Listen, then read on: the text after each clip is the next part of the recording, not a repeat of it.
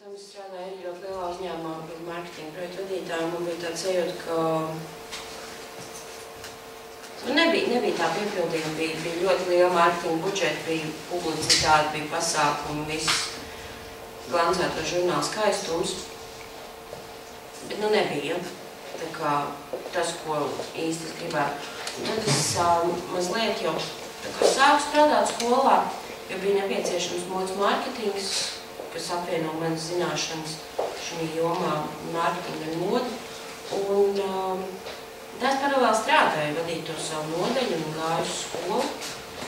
Un jā, es ieraudzīju par misiju, un tur nebija daudz, ko īstenībā domāt. Jūs sapratu, ka jāpiesakās. Tas ir tas, kas ir pareizi, un tas, kas jādara. Tas ir liels izaicinājums, jo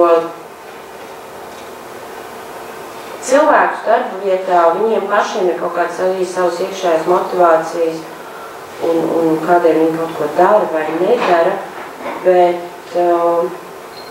skolā tas ir no vienas puses ir ļoti, ļoti grūti. No otras puses tas prieks, es šodien sauc man uz pēc sēdi, nogrēkojušies, tā un šitā, to un to sadarījuši, Es ar viņiem patsmot, es nevaru, man smieklu nāk, es viņiem tā ir pasaku, man smieklu par jums nāk. Tad viņiem liekas, ka viņi ir vēl briesmīgāk, es kaut tā, ka viņiem smējās. Jūs kaut tā nevarat viņiem dusmoties. Tad mēs... Cik viņiem tagad tādi ir? Tagad viņiem pārsvarā visiem jau ir 18. Bet arī pašā reizē, ja viņš jau cik gadus ir ārpus mājām un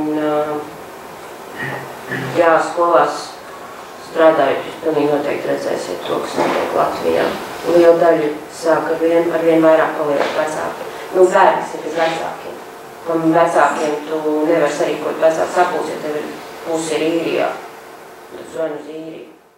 Bet tev tas, kas sev ir pirmkārtām ir gandarījums, otrām kārtām ir izaicinājums tik galā ar situācijām pierādīt viņiem, ka to vajag darīt, ka tas ir vērtīgi, jebkurā gadījumā palikt skolā, mācīties, sasniegt lietas, piedalīties, palīdzēt vēl kādam citam, redzēt, kā viņi mainās, redzēt to, kā no tā, ka es viņus mudinu, viņi sāk mudināt mani darīt lietas.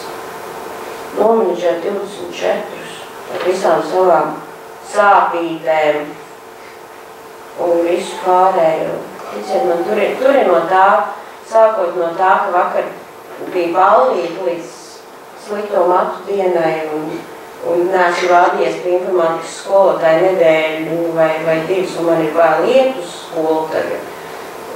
Tur ir visas tās lietas.